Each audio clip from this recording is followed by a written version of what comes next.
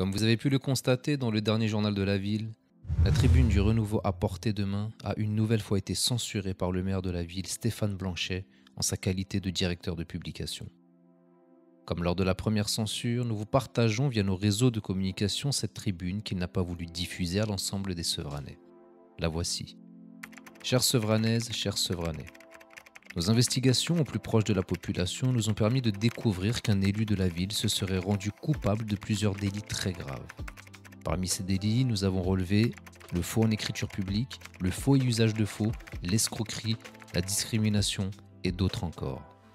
Nous vous révélerons très bientôt la nature de ces délits ainsi que la personne qui en serait l'auteur en vous apportant toute la matérialité qui caractérise ces faits. Nous ne pouvons plus laisser des personnes chargées d'un mandat électif et d'une mission de service public utiliser leur pouvoir pour un objectif autre que la protection et l'émancipation de la population. Ces infractions portent atteinte à des Sevranaises et Sevranais ainsi qu'à des employés de la ville de Sevran. La justice doit aujourd'hui aider à la manifestation de la vérité et sanctionner ces délits à la hauteur de leur gravité. Pour cela, certains de ces faits ont d'ores et déjà été portés à la connaissance des autorités judiciaires. Il ne peut pas incessamment être demandé à la population de respecter la loi et les valeurs républicaines de notre nation et se comporter aux antipodes de ces valeurs une fois avoir accédé à certaines responsabilités.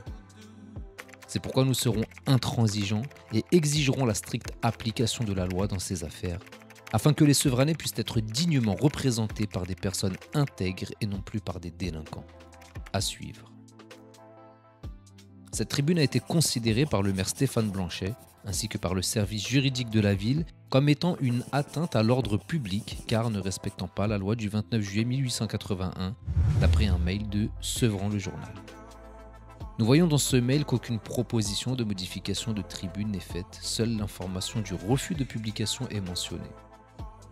Nous avons répondu à ce mail. Bonjour, merci pour l'information. Veuillez s'il vous plaît faire savoir à ce service juridique que dès demain, nous irons déposer plainte pour discrimination et atteinte à la liberté d'expression. Aucun nom n'est cité, le conditionnel est utilisé. Qu'il en soit ainsi, nous avons aujourd'hui tous les éléments démontrant la différence de traitement accordé à notre groupe. C'est donc ce que nous avons fait. Dès le lendemain, nous nous sommes rendus au commissariat d'Aulnay-sous-Bois afin de signaler cette censure. Le commandant de police nous a reçus et a estimé, d'après son analyse judiciaire, que la tribune n'aurait aucunement dû être censurée. Il a affirmé qu'en l'absence de nom et qu'avec l'utilisation du conditionnel, elle n'était en aucun cas une atteinte à l'ordre public et qu'elle ne contrevenait pas à la loi de juillet 1881 et que rien ne justifiait cette censure qui relevait plus de la subjectivité partisane que du cadre légal. C'est pourquoi notre plainte a été enregistrée, comme vous pouvez le voir à l'écran, en vertu des articles 432-7 et 225-1 du Code pénal qui répriment ce genre de discrimination de 5 ans d'emprisonnement et de 75 000 € d'amende. Toutes les actions judiciaires seront employées pour faire condamner un tel mépris démocratique à l'endroit de notre groupe politique, le Renouveau à portée de main, sachant que d'autres actions similaires se sont déjà produites et que nous disposons de toute la matérialité des faits dénoncés. Nous verrons si les prochaines tribunes du RPM seront de nouveau censurées lorsqu'elles mettront en lumière des faits qui pourraient nuire à cette réputation que M. Blanchet souhaite conserver intacte. Mais avec de tels agissements et bien d'autres encore, cela devient de plus en plus compliqué pour lui de faire taire la vérité, surtout lorsque les autorités judiciaires nous donnent raison. La justice finira par faire le nécessaire en faisant cesser les agissements antidémocratiques, mais surtout pénalement répréhensibles de ce maire qui se croit au-dessus des lois. Tous nos mots sont pesés et réfléchis, mais surtout légitimés par des dossiers de plus en plus concrets, conséquents et matérialisés. Monsieur Blanchet, je vous le redis, si vous souhaitez aller en justice vous-même contre notre groupe politique ou certains de leurs membres, je vous invite à le faire car nous sommes plus qu'armés juridiquement et vous le savez pertinemment. Quoi que vous fassiez, ce n'est plus qu'une question de temps avant que la vérité ne se manifeste. Moi, j'aimerais aborder un autre sujet, monsieur le maire, très rapidement, parce que je ne me suis pas exprimé ce soir en matière de culture. Je voudrais aborder la tribune de monsieur Geffroy du mois précédent dans le journal municipal, qui a été exclusivement dédié au théâtre de la Poudrerie.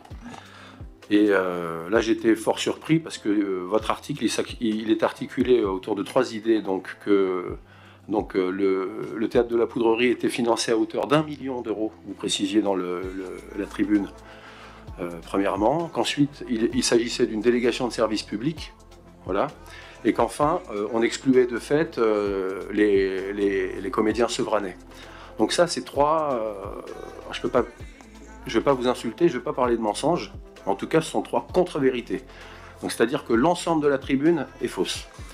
J'essaye de peser mes mots, j'aimerais quand même que vous écriviez quelque chose pour rectifier, pour rectifier un petit peu cette tribune. Le groupe ne retirera pas un mot de ce qu'il a dit, et l'article que nous avons fait, sauf à nous dire et qu'on nous fasse un constat d'huissier par rapport effectivement aux articles qu'on pourrait écrire, hein, et que dans ces cas-là, ça en deviendrait un totalitarisme qu'on ne comprendrait plus, il est encore... Je crois, monsieur le maire, ou alors faut nous le dire, faut arrêter les tribunes, mais la tribune, elle est libre et on peut y mettre ce que l'on veut.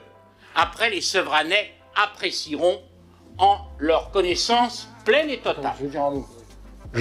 Bon, je vais juste dire un mot, mais mais tu vas répondre. Moi, je censure personne. Moi, je censure personne. Moi, je censure personne. Et je ne pratique aucun totalitarisme. Quant à ne pas retirer ce qui a été précisé dans la tribune, alors ça veut dire qu'on peut dire n'importe quoi. Donc on peut dire des mensonges, et en plus, parce qu'on hausse la voix et qu'on insulte les gens, on peut le confirmer. Moi, je trouve ça scandaleux, il va falloir quand même qu'on se fixe des règles éthiques, parce que sinon c'est facile, hein, on raconte n'importe quoi. Donc moi, dans le prochain journal municipal, j'ai raconté tout ce que je veux, au sujet de tout le monde. J'ai bien le droit après tout.